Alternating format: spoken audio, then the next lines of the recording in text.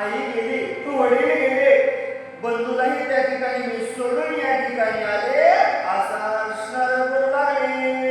एक वडील भाऊ धर्माचा होता नारायण नावाचा. तोही हात सोडून आमुचा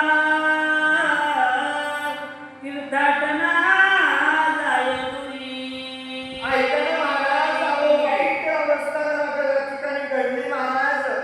जीवनामध्ये दुःख भोगावं लागलं महाराज.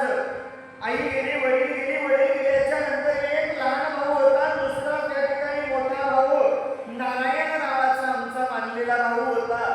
पण त्याही भावानं या वाईट परिस्थितीमध्ये हात सोडला.